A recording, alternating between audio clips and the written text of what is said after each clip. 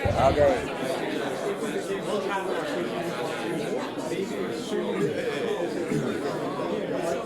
Welcome. Let's get going, everyone. So, am I mic'd in the room or no? Yeah, I'm not mic'd in the room. I'm just mic'd. 'Cause I don't hear like mic rooms. Welcome. I am not contagious. Just my voice is horrible, and I also taught already today. So thank you. I have some fellow HBAP students in here, which is great. I'm Mike Parzen. I'm from Harvard Business School. I'm in the Technology and Operations Management Group, same as Seth. Seth's my colleague. I'm so old, actually, that I knew Seth as an undergrad when I taught in the stats department across the way. So insane seeing these little guys grow up. It should be a really fun session. I'm going to let our guest speakers do most of the talking because it sucks right now. But we have Zachery and Matthew. We'll talk about technology transformation, talk about transparency, maybe some ethics, implementation issues, and then we'll have time at the end for some Q&A. But first, let's go and introduce Zachery and Matthew. Sure. Hi, I'm Zach Anderson. I'm the Chief Data and Analytics Officer for NatWest Bank. I'm in the UK. I also I'm responsible for AI for the bank and also model governance broadly. So I have a kind of multiple interests. My teams are both building models and in many ways governing them. I haven't been a banker for very long, about 4 years. Before that, I worked in the video game space and had the same job for Electronic Arts, a video game company, building models and running AI in that space. So two very different worlds, but a lot of the same problems. So. Hello, I'm Matthew Martin. I've been in financials my entire career. I was at Bank of America, then TIA Craft, and a little breaking news was LPL Financial. I just left there. Congratulations. Yeah, I just left and started my own cybersecurity company. It's called Two Candlesticks. Talk to anybody about it. I don't want to talk about it, but anyways, so I've been there, doing security, cyber for 16 years now. So predominantly financial services. Last job I was a deputy CISO, so ran pretty much the entire security program, and as well as we had sort of split like an internal and external, so I focused more on the external side with our financial advisors and helping out the small companies with their security, which was an interesting topic in the last talk. So we can talk more about that. Well, thank you. So wonderful. Thank you for coming in. And Zachary's coming actually from London. So where are you coming from, Matthew? Charlotte. Charlotte. So both of you doing interesting travels to get here. Now, I want to start with D3 is all about digital transformation and how to reinvigorate your organization. But we all have ChatGPT in the brain and AI in the brain. And in talking to them a few weeks ago, what I found fascinating was there really was a pivot point when OpenAI came out and everyone started using this technology.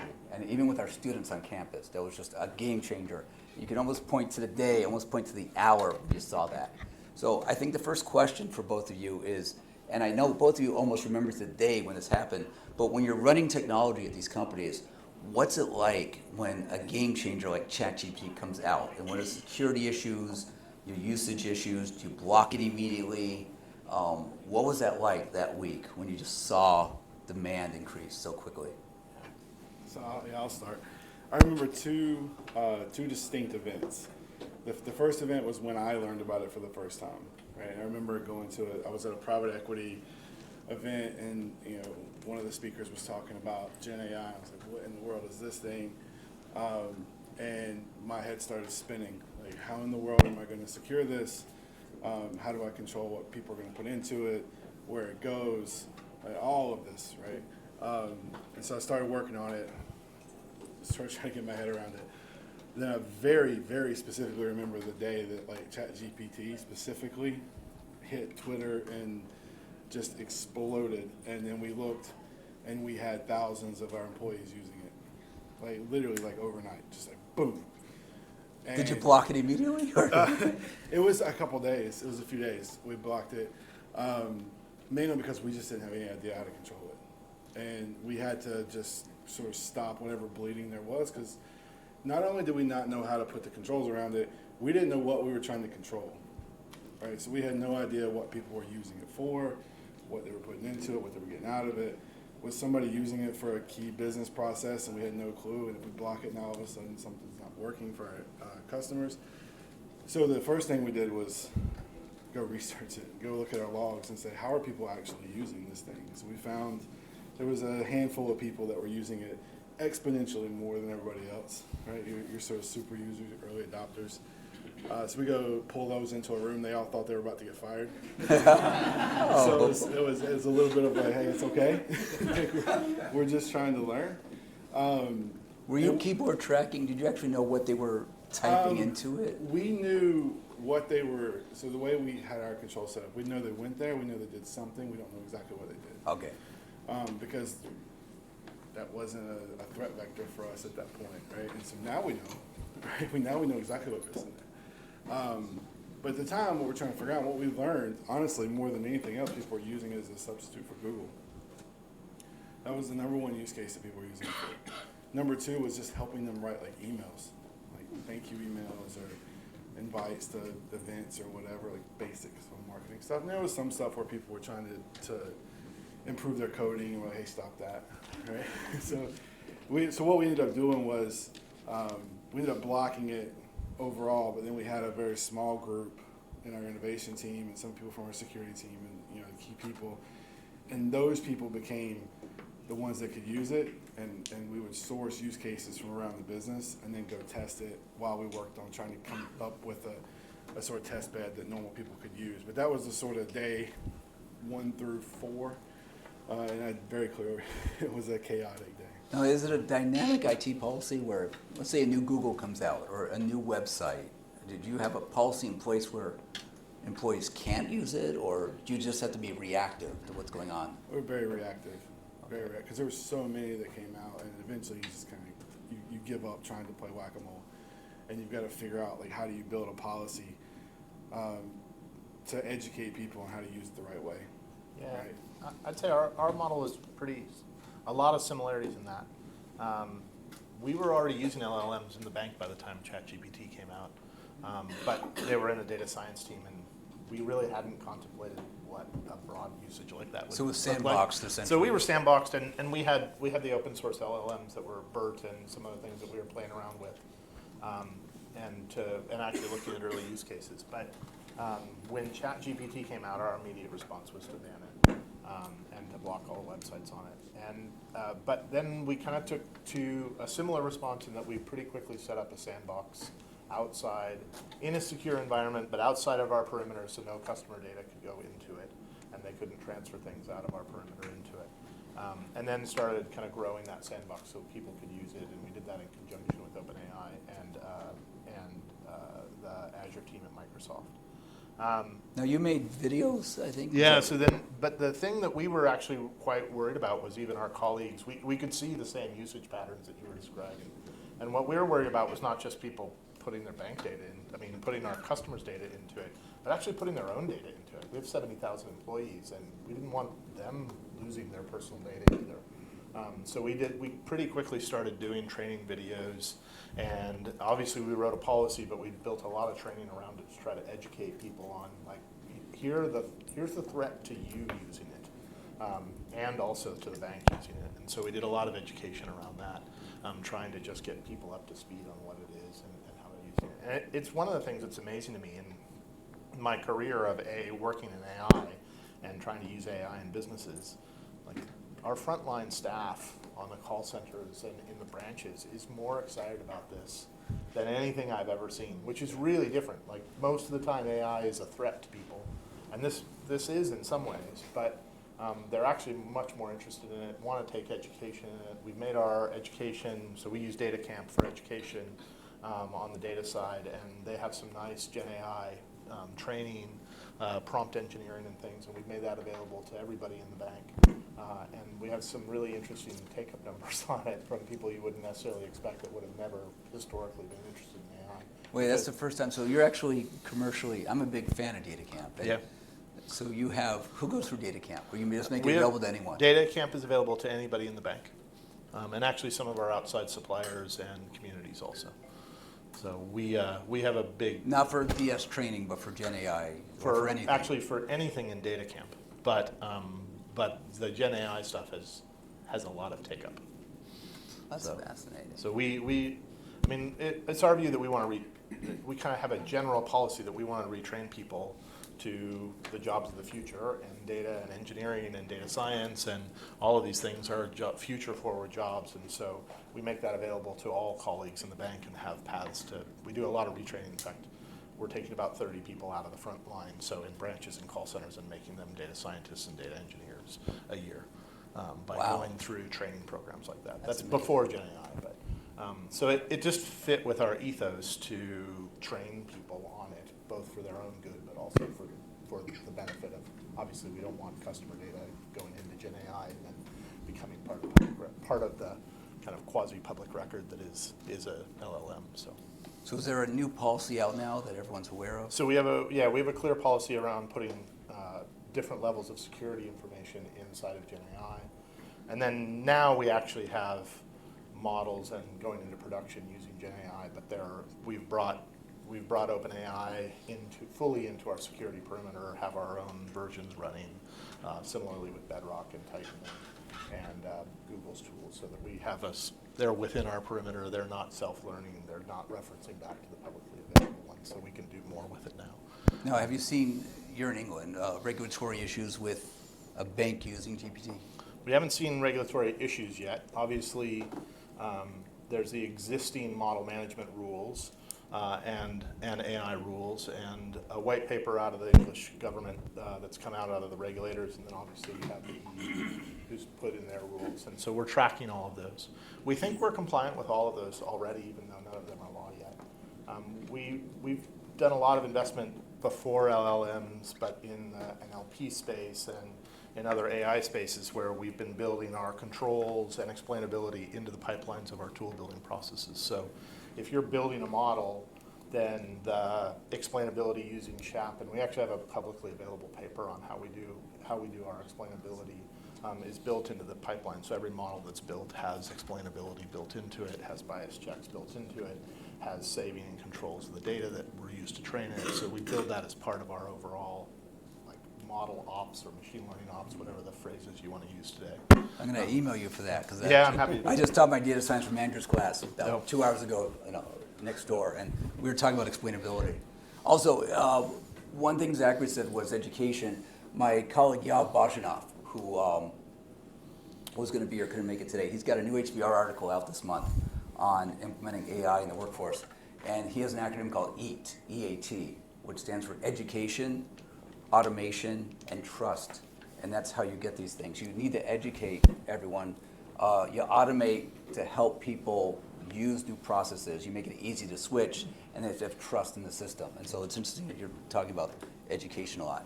Also, this is a sidebar, but if you want a DataCamp subscription, I have free educational ones. So if you want to email me, I'll give you a free subscription to DataCamp. It's very useful, and they have nice ChatGPT stuff. Yeah, they have really good stuff, and they came out with it very quickly.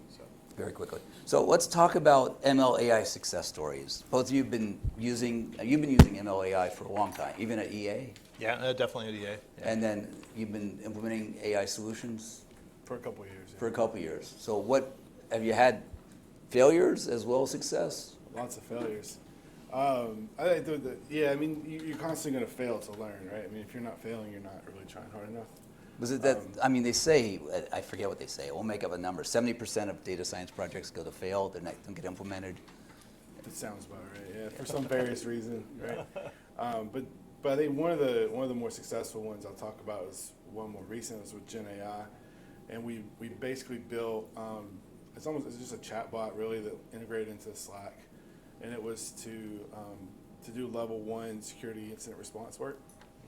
And the idea, right, we figured out was that our level 1 incident responders would spend on average a couple hours every time there was just something that happened with an end user, right? Just getting contextual data to figure out is this real or not and what happened. Is the hacker inside the system? Or? So no, this is like our incident responder. So someone who works in our security operations center will see something, right? Like it's either a user did something or a user is contacting us and saying, hey, I accidentally clicked on this or accidentally. Right? So what we then have to do is go research it, right? We have to go say, okay, what did you do? And go look at the logs and try to figure out what happened.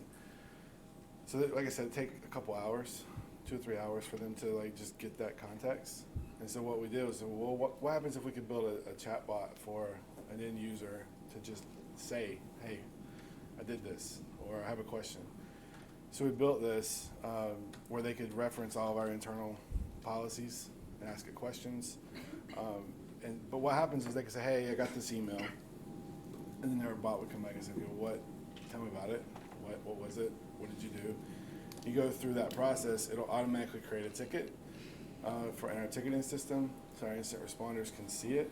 And it's going to ask them all the relevant data that we need to start an investigation, or to say this is a false positive, it's fine, don't worry about it. And so at least does that level one sort of triage. And like I said, it saves us probably a couple hours on every single one that runs through. And that one was great success. Took us a little bit, but we also expanded out to where people can just start asking questions about policies. Can I do this? What can I do? I'm traveling to Europe. What do I need to do? Basic stuff like that, to where we could just alleviate those help desk calls and the security intake. So that's a pretty basic one, but it's one that was a really good success using Gen AI. Interesting. And now, do you find you use? I don't know if I'd call that low-lying fruit or not. Would you call that low-lying fruit? I probably would. I mean, it's not overly complicated, but the biggest problem is just training it to stay internal. Because what we wanted to have the ability to make a decision, right? Do I stay internal to get the information, or to go outside to get the information? So they could ask it various things. So you get some, when they'd ask it a question about an internal acronym before it was trained, you get some really interesting responses back. Okay. So, you get to work through some of that, but I think that's something that is relatively. But if you're trying to bring AI in an organization, is it better to start with the simple chatbot, the simple solutions? Don't go big first. I'll say from a cyber perspective, I think yes, it's the easiest way to get your foot in the door with it, get used to it, get people comfortable using it, and then you can just sort of go from there. Interesting. Now, you're talking about next best action. I mean, as a bank, you have people call up, and you're trying to promote things. There's a lot of AI you have going on. Yeah, right? I mean, we're trying to get a huge body of people to follow policies. I mean, I think in the Gen AI space, the majority of use cases, we just did a cross-company gathering of every kind of use case that people were interested in. The vast majority of them were these efficiency use cases where it's either talk to documents so that you can investigate policies that are complex, or talk to data, or to do some analysis or simple evaluation of gathering information. It's kind of a recursive process, sorry. So there's a lot of those kind of easy ones. And I'd say even in the bank, the best models that we got adopted early were essentially discounting models. So in the fraud or financial crime space, we had rules-based alerts, and what we did was apply ML over the top of those to discount those and decrease them so that you could manage the workload essentially. But then you kind of go from there and start to go into, well, why do we have rules when the model is going to discount it anyway? That's kind of a weird two-step process. Let's just build a model instead of a rule, and you kind of moved that direction. The video game space was a little more accepting of it, so we were able to build, ML models into video games much earlier. And there's some nice spaces like matchmaking where you have to put together 16 players from either side to play against each other, where ML works really well at anticipating an even match. And those are good use cases that were pretty easy to get in. So in your company, who owns the models? So you might have a DS team make them. Yeah. They're making them for an in-house client. So yeah. And then who's owning it? Who's monitoring it? Who's making sure the guardrails are? Great question. So there's a risk owner. So if there's a decision being made, there's a business owner who's using that model to make, or allowing that model to make a decision, or to provide information into a decision that's going to be made, and the business person ultimately owns that risk. And how closely are they working? Are they work. Are they embedded with the team? The teams will be embedded with them in the development of the model, and then they'll also review the model outputs and monitoring with the business owners on a regular basis. And if a model is updated, it'll go through governance, and ultimately the business owner, in your kind of ownership language, but the business person who's responsible for making the business decision or allowing the model to make the decision will they'll be responsible. I mean, it depends on what you mean by ownership. They're the one taking the risk. Yeah, If that's the what I mean model by- goes yes, off that's the what I mean. rails. That's what I mean, yeah. The DS teams or the local model management teams will be the ones that are actually doing the monitoring and raising issues, and making sure that the model risk owner has enough knowledge to make a good business decision on it. Do you have a standardized document for every model? No, I mean, different models have different monitoring needs, but every model has regular monitoring embedded in it and a regular evaluation. There's not a standard model summary document. We have some form of that, but it depends on where it's being used and how, I'd say. Every model will have a monitoring mechanism. Sometimes, I mean, we're a big bank, so I'd say the models that we develop in-house from purely from our own data and from our own data science teams are pretty standardized. But then we also buy models outside, like a credit bureau model, to evaluate, to help us make credit decisions, or in some cases a fraud decision. Those would be an externally run model. They'll have their own model monitoring system that we will look at to make sure, and that they're usually set up by the vendor, not by us. You might even use that data for an input to another model. Plausible, yeah. Yeah. And then Matthew, in terms of embedding these, do you find for security, is it a separate group or is it embedded in each functional area of the company? How do you think of security? So, that's a loaded question. So security is owned, I think, ultimately by the sort of security team, right? But every individual that works for the company has a responsibility to understand the cyber risks, what they're doing, how to protect the data. Like, one of the things we always talk about is, at the end of the day, it's all about the data, right? The actual data that you're dealing with, where it is, who has access to it, making sure that we call it the CIA triad: confidentiality, integrity, and availability, right? Those three things around the data. And so, for whether it's using it for AI/ML or for anything else, it's focused on that. And so, depending on how it's using it, we'll have different controls around it and test it. But it's really the security team that's going to lay down, hey, here's the policies, here's the controls, and their responsibility to follow them. Now with my students, it's always difficult. I think they understand it, but I'm always confused by security versus privacy. Because they're separate issues, right? Because some of the students will say, well, if you have security, you don't have to worry about privacy, which I don't think is correct. But No. Yeah. I can see every privacy attorney in here just doing this. Yeah.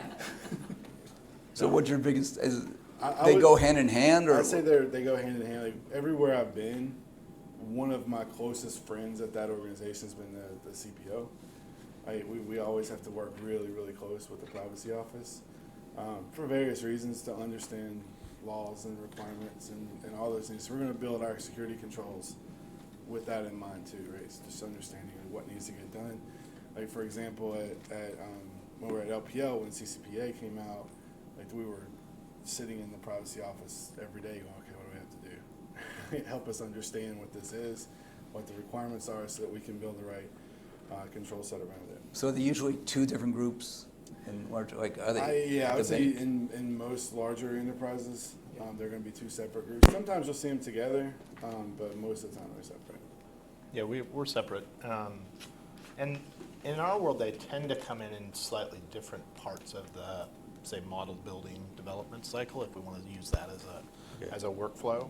So we would usually work with the privacy team on the rights to even use the data in the first place. Is it under legitimate interest? Do we have all customers' data that's in it or actually opted in for usage as models? What is the premise for why we are using the data to generate a model, and then how are we going to control that's maintained, and that we use the data in an appropriate way all the way through to the decision-making process that the model's done. And then the security team will come in usually and make sure that the access rights to the model and the data that we're creating are under control, and then ultimately that the technology that we're using to develop the model actually is secure and will have the appropriate controls to prevent a breach of that data to the outside world. Okay. And so in my mind, I think about them very differently. And then I might add in one more, which is my responsibility, and it's kind of a trio in mine, which is the data quality controls too. So I also we put in, before we would ever build a model, we would make sure that the data quality is monitored, not just the model output.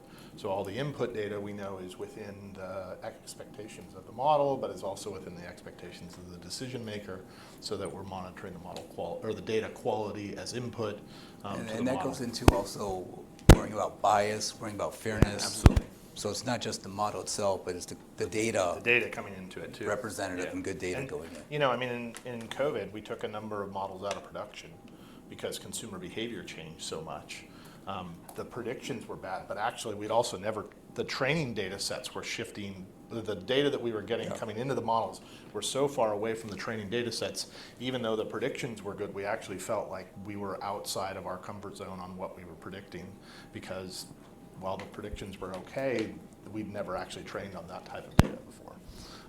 And so we took a bunch of models out of production as a result of that just during COVID, before that we even really had good predictability measures of them. So. And how much do you care about transparency in terms of being able? There's always these trade-offs, right? There's Yeah. privacy, accuracy trade-offs. There's transparency, accuracy trade-offs. There's, everything's a trade-off in what we do, right? And so how much do you care about, in terms of a regulatory environment, you need to be explainable in some fashion? Yeah, so I would say our general goal is to have every model that we produce be as explainable as we can, and that's what our kind of framework and our pipelines are.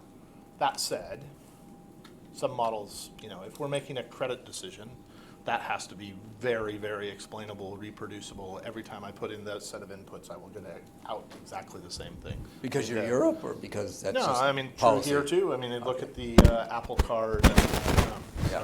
at the Apple Card case with Goldman, which was all about that.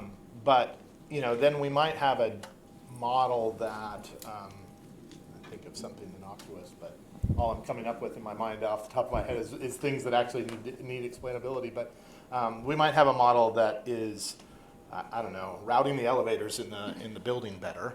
Probably don't need quite as much explainability there, as long as it gets people to the place in the right time. Now, what You want fairness, though. You want the 10th floor to That's get better right, service that's than the right. 5th floor. What we want is to be able to actually, the explainability there is often less about like the reproducibility of results in an individual outcome. Why did it go to 10 versus 7? But actually explaining to the people that have to make the decision so that they have confidence that it'll be efficient is actually the explainability that we care about there. But that's different than a regulatory explainability on, say, a credit decision model. Interesting. Yeah, the only thing I would add to that is, I think about it really is auditable, right? Because from a cyber perspective and how we're using it specifically, we have to be able to put it up to audits, both internal and external. And so if I can get through an audit with it, I'm good. That's sort of the way that I think about the explainability and transparency is, how much of it do I need to get through an audit? So is that, okay, we'll segue to this, how you'd start out, but is that design thinking that you start with, I know I'm going to be audited from day one, how do I design this so that it passes an audit? Yeah, you know it, right? You know, especially in cyber, it's going to get audited. If something happens, we get a breach, we're going to have to be able to explain what happened, why we did what we did. But we also know we're going to have regulators coming in, and they're going to audit us every year. And our internal auditor is going to hit us multiple times every year. And we've got to be able to And you design for that, and you so plan for that. we make sure that whatever output we're going to get from it and how it flows through is going to be something we can pull from and say, this is why this happened. Yeah, we have an interesting similar analogy, especially on the consumer or customer-facing side, which is every time we use a model, we want to be able to explain to them, what data of theirs did they have in it, why did we use it, what was the outcome for them, good or bad, even if it's a back office system. We try to use that as our starting premise of, even a marketing model that would be deciding, who got a particular prompt inside the app. We would want to be able to explain Why? to the customer. Yeah.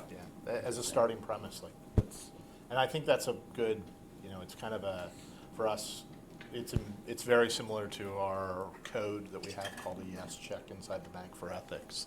That is, would I be willing to stand in front of a customer and explain to them what I've done with their data, how the model works, and how we came to the decision? And then we're actually increasingly trying to put that explicitly into the communications with the customer. We sent you this information because we believe this for these reasons.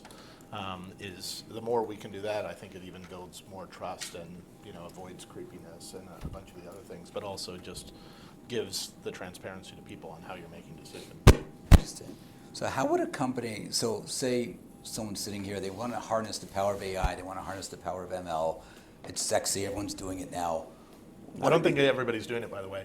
If you look at most of the surveys, everybody's talking about it, but not that many people are actually doing it. Well, I mean, very what are few people missing though? Is big the first production person, models. if say a company wants to do that, is the first person you hire a data engineer or a cybersecurity expert? I mean, what are people missing in the big picture here? What's the order I'll people answer should it this do way. I think it depends on the size of the company and the budget they want to put at it, because unless you're a large enterprise, I almost think the best person to hire is nobody, is to get a partner who does it and do it through like a statement of work. Because that's the big debate we always have at HBS is do you do in-house or outsource? Right, it's and you're saying the size of the understanding company. your talent, right? Okay. Understanding the talent you have. Do you have the talent that can do it? Because yeah, I can go hire some genius AI guy, but like if the rest of my company's not ready to do that, they're not going to be very successful, right? And so if I can go bring in an expert to partner with me, help us bring everybody along at the same time, that's going to be much more successful than trying to just go bring in random people. But you start with the data. Data's key, right? So you start with a data engineer. You start making sure you have data warehousing correct. I think there's a certain assumption that your data is in a decent spot to do that before you ever even start this. You hope, yeah. This journey, right? If your data is garbage, you're gonna have a hard time. It doesn't matter.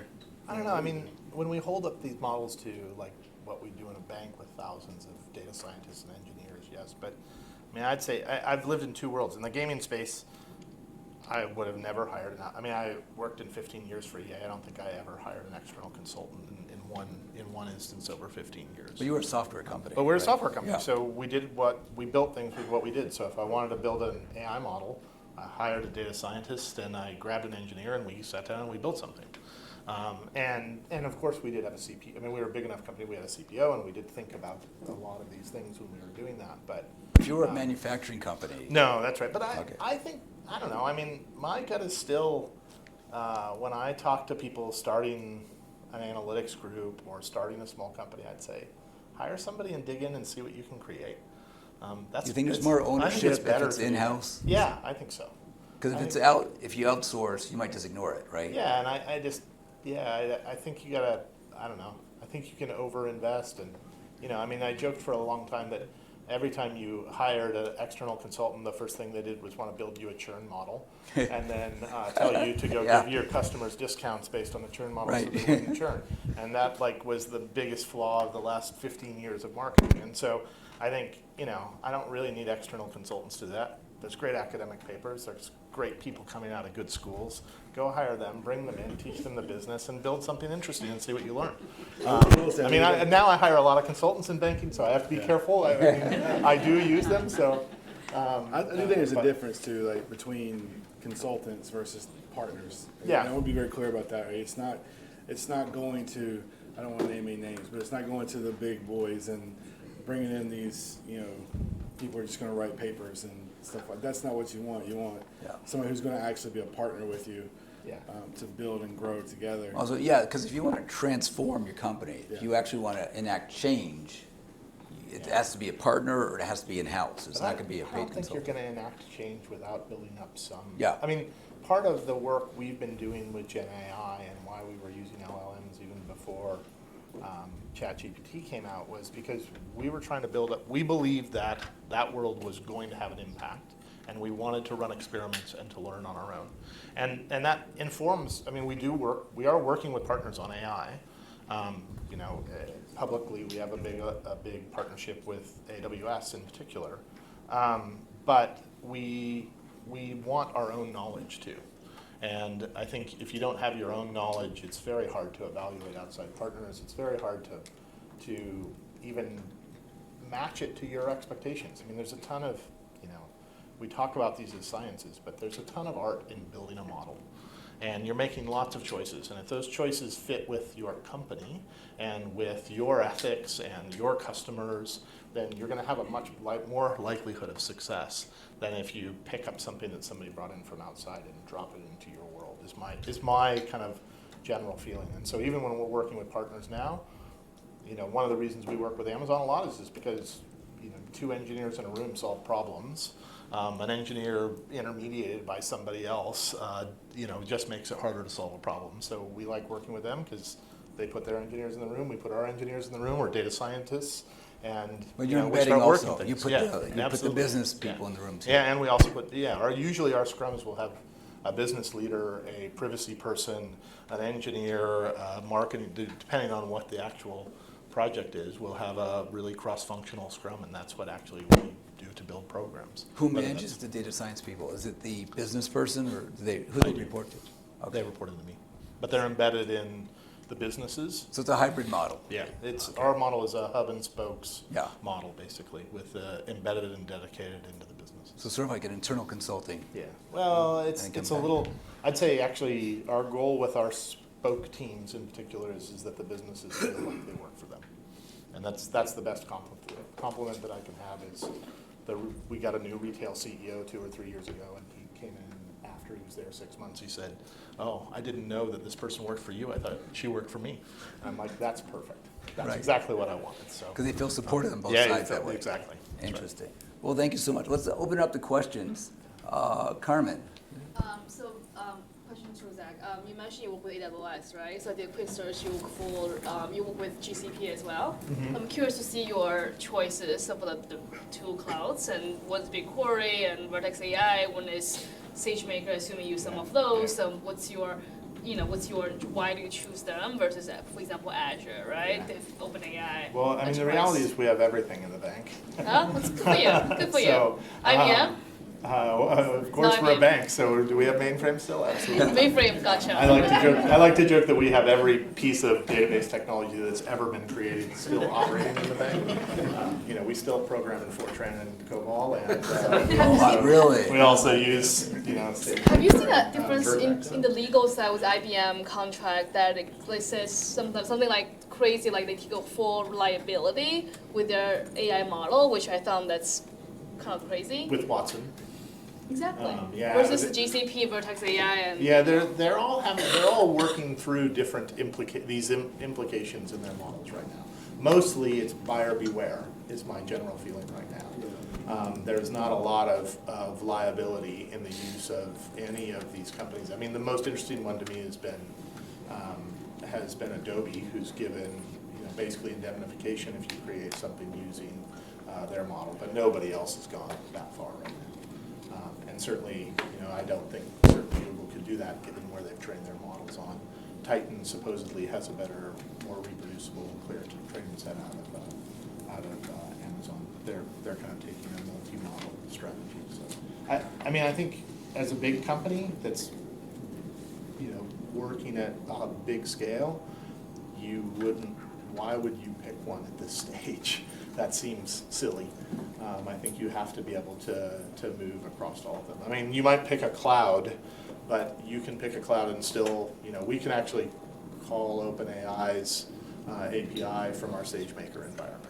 And that's pretty straightforward. So but I don't know why you wouldn't work with, at least be experimenting with all of these groups. It's too early in the I mean, game. commodity. I mean, essentially, it's a race to the bottom. Yeah, well, and I cheap. think it's everybody's going to have new things that they're coming out with. We're going to see Gemini soon, and so we'll see what that looks like. I don't know why you would pick one right now. Interesting. We're evaluating them all the time. John. Hi, this question's for Matthew. I know your job as a CISO is different from this question about the ask, but I'm curious, at LPL, one of the largest, RIA firms out there, is there a thought about using generative AI or any sort of AI in order to disintermediate the advisors or to help the advisors advise and have better security analysis and recommendations? Or is there a proactive use of AI? There's lots of desire to do that. I just don't know that. From the customers or from within the bank? So to help the advisors, so the way, for those who aren't familiar, LPL is a broker dealer, and then there's I forgot last counts 21,000 independent financial advisors who their own company, they don't work for LPL, they use that work with LPL, and then there's millions of investors, right? And so there's this constant conversation around how do we use not just Gen AI, but just new technology to help advisors. And because the idea is that if we support the advisors really well, then the advisors can support their investors really well, and everybody wins, right? It's sort of the idea. So with Gen AI, it's one of the first things you come up with. It's like, all right, how do we enable our advisors to do more, right? To make their life easier, or whatever. And so there was a lot of effort into education for them around like what can they do right now, what shouldn't they do right now, helping them understand that like if you go to ChatGPT on the website, it's not up to date, right? Like helping them understand that like what's appropriate. Right? And what they can do, what they can't do. There's lots of things they can do. They can have it help them write emails. They can help them organize things. There's lots of things they can use it for. So I think getting out ahead of it that way, which isn't really like sexy stuff, but it's ways they can use it and have a real impact on their day to day. They really appreciated that, and being able to just call us and ask us like, hey, how do I use this? Right? Being able to just give them general advice was good. I think, I'm not there anymore, so I don't want to speak to their future strategy, but I think there's a lot of desire to figure out how to use it in a way to really enable them to do a whole lot more. But I don't personally don't think we're close to that. And I think there's too much of again, this is just me, I think there's too much of an issue with hallucinations right now for anybody to truly trust it out in the world like that. And there's a whole different talk we can go into about hallucinations, but like to me that's the big thing. And once somebody solves that, right, where we can start to, because I'm a cyber guy, so I think of it like cyber stuff. If we can start monitoring, alerting, and responding to hallucinations in real time, then that's when everything will just explode and the world will change. That's my 2 cents. Because the worry is what a customer would have a query one day, come back the next day, have the same query. Might get a different response. It could just be that the advisor goes, I want to rebalance this portfolio, and it just hallucinates something crazy, and the entire balance is gone the next day, right? And like, George Foreman grills and mixed meat, and that's what you want. It's a weird portfolio. It's interesting. I mean, I think this is an issue, but I actually like to turn around the question a little bit, which is there is part of what's good about LLMs in particular is that they do have a randomness to them. Hallucinations are interesting. That's why I think we saw some business school work out of another business school where they were comparing business ideas between MBAs and ChatGPT, and ChatGPT had a minor advantage. Actually, it created kind of more interesting solutions. And not this school, I'm sure. It's like a war. But that's super interesting, I think, in that that use case, a bunch of bad ideas and one good one is actually a great outcome, right? And so I think, we're all talking about hallucinations, and we're working on guardrails and hallucination problems too, so I'm not going to suggest that that's not an important thing. But actually, what's really interesting about LLMs is that they do create some newness, and that's kind of an interesting thing. If we can find the use cases where that's valuable, they're fit for purpose right now. I equate them to the kind of historical, like, clothes folding problem, which is if you build a robot to fold your clothes and it only does it 80% of the time, you don't use it for very long because it's destroyed all your clothes fairly quickly, right? And it's not useful if it destroys your clothes and throws them around the house and breaks things. And so, they've been working to get a clothes folding robot into the high 9s for a really long time, and it's a really hard problem. And I think ChatGPT is going to be similar for us. It's hard to get ChatGPT and the LLMs into a high 9s reliability situation. That's really not what they're good at, frankly. But we're kind of applying them to all these efficiency use cases where we'd really like them to be a high 9 solution. So it's an interesting dynamic, I think, right now, and we're doing the same. I think we ought to be searching for places where we could kind of find use cases where actually we don't need high 9s. 80s are good, and maybe actually 1 out of 10 is good because the one idea is so good and valuable that we have something really useful out of it. It's more like a private equity or a early stage investor kind of problem, portfolio of ideas. rather than something Well, I else. think it can also be really useful for process improvement stuff. Yeah.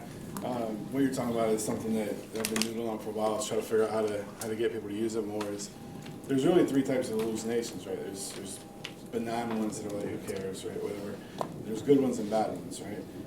Well, the good ones are what you're talking about. It's where you ask it by design to tell you something different. Like if I'm doing a process, you can say, hey, if you do this a different way, can you make it more efficient? You don't know what it's going to come up with, but sometimes it can redesign a process for you that you would have never thought about. So I agree with him. I don't want to make it sound like hallucination. I've been trying to figure out, because I mean, we're of course we're using it for HR use cases to have people inspect our HR policies and get, be able to more quickly understand a very complicated set of HR policies. But then sometimes it tells some really random stuff.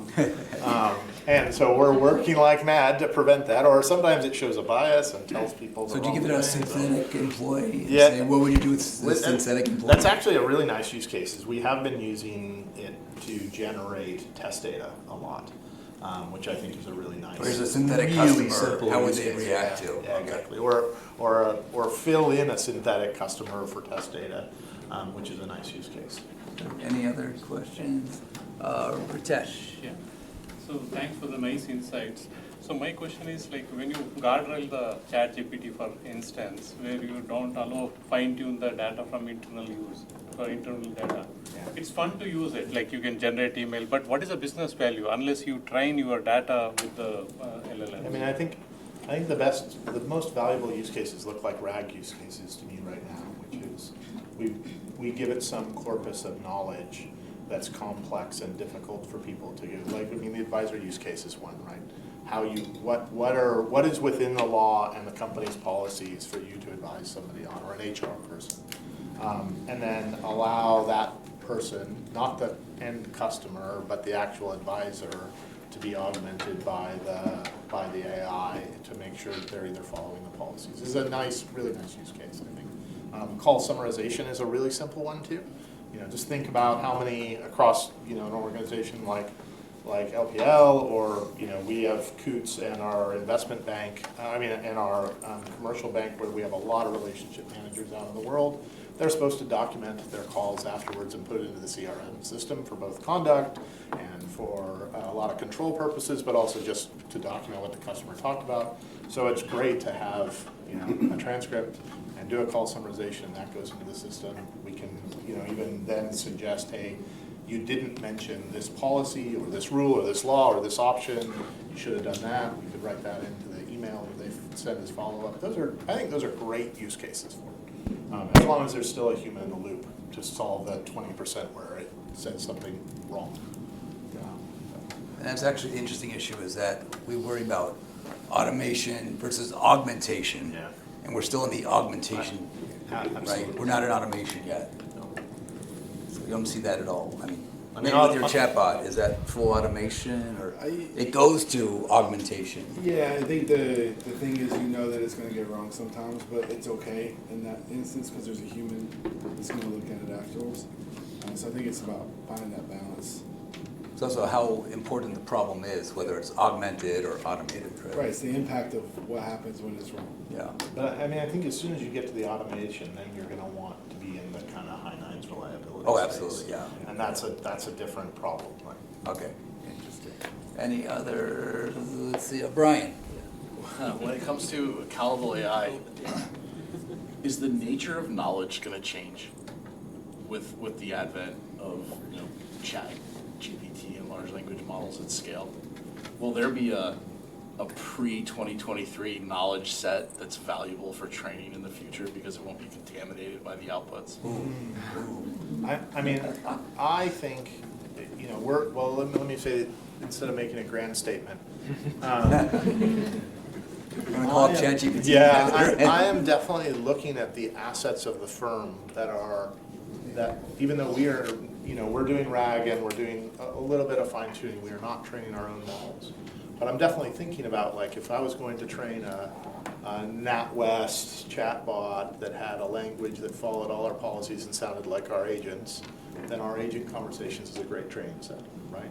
And so making sure that that's secure, ready to use, available, I think I'm definitely thinking about it. So to your point, I don't know if I won't be quite as grand in the nature of all knowledge, but I think looking at the assets that that society holds, or a firm holds, or a person holds as training and information is pretty important. And pre the corpus of knowledge being infected with weird feedback loops that we don't control, I think is a valuable way to think about it. And I just think, I mean, we will live in a world where that information is valuable to you and to the firm and frankly to society. How do we balance the fact of these lawsuits that, 200,000 books were used to train this, they didn't get anyone's permission, they use the internet, but a lot of stuff on the internet's not is copyrighted, should not be used. If we can't let the genie back in the bottle here, how do you see this playing out? Well, I mean, I won't speak, there's a lot of people more intelligent on the IP space than I. But I would say as a firm, we're definitely looking at those risks that those lawsuits pose and making sure that we have flexibility around what we're using and where. I mean, it's one of the reasons why we're using multiple firms, because they have different policies, right? Amazon is saying that Titan is only trained on data that Amazon owns. Adobe's got their corpus of pictures that they're using to train on. And we're definitely thinking about, like, all right, if the IP situation ends up being different than it is now, or gets hard for a firm to be able to use these things, then we're going to want to be thinking about models and tools that are trained on data sets that are known and trackable, or maybe eventually, depending on where compute costs and training costs go over time, we might want to be training on our own assets over time. You feel the same way, Matthew? You're agnostic about what's behind the scenes, right? What's driving it? Could be any GPT. As far as securing it, is that what you're asking? Yeah, I mean, to me, it's more just understanding the data, the use cases, how we're using it. It is an interesting thought around the data, what's building up the answers, especially on the public ones. It gets really interesting as you get into like a separate conversation, but developing countries or really small companies that don't have the same data protections, and that stuff gets leaked out all the time, and it shows up into public data sets, and like how to sort of help them get through it. But yeah, for the most part, it's just good security practice across the board. So one final question, then we'll thank our speakers. Any final questions? Yes, sir. Dan. Yeah, thank you. Perhaps too complicated this end of the day, but I'll put it out there. Do you have trading partners where you're using clean rooms or other data exchange and agreeing on or setting standards for the AI that'll be used in that context? And if you do, when is it your supplier's algorithm, when is it yours? Yeah. Going through APIs or however you. Yeah, it's a great question. Yeah. I would say we are, with all of our contracts and suppliers, we are reviewing all of those legal agreements right now. We don't have a standard way of solving it right now, but we're definitely, that's the question. Are you working with the cloud? Because Snowflake will do it for you. And for the most part, we retain pretty strong sovereignty all over any data that we put out there. So we tend not to have externals operating on our secret or customer data. Just as a bank, it's not within the permissions that our customers really give us to do that. So for the most part, that's where we're at. But I do think there's, one of the things that I'm worried about, which is akin to what you asked, is I don't think that people are really thinking about so if you think about it from a Schrems perspective in GDPR, frankly, the UK doesn't have enough GPUs to run all the models that are being run right now. So that means everybody that's using that is sending that out to the States probably. which is violating shrooms. So, you know, if you use some of the tools that even Microsoft has, they don't have the GPUs in country to do it. You know, Git and like all these people that are embedding LLMs into their tooling are probably using US GPUs, which means you're violating shrooms when you use it. And so we're having to talk a lot about that with all of our vendors. Of if you're embedding an LLM into our model, how are we going to do a security assessment on it? Where's the location of the GPUs? Where's the data flowing? Is the model being retrained? And so it's making it really hard to adopt, let's say, vendor-based models. So even Tableau and Salesforce now is trying to put a GPU put an LLM into that. Wow. But of course, you know, if they're looking at our data that's being put into Tableau, then they're probably using a US-based GPU and violating the shrooms. So that's like something we're thinking a lot about, and we know that because we just know how many GPUs there are in the EU West and in the UK. There's not enough, so that's like the starting question: where are your GPUs? Where's your model trained? Where's our data going when we use it? Interesting. Fascinating security issues. Well, let's thank our speakers very much. Thank you.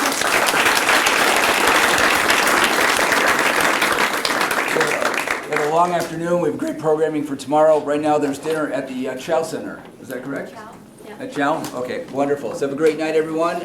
Speakers will stay around for questions if they want to go up to you. Okay, great. Otherwise, have a great night, and we'll see you tomorrow. Thank you. Thank you so much. Hey, can I email you about that shape? Yeah. Nice to meet you. And that's something I can hand out to the students.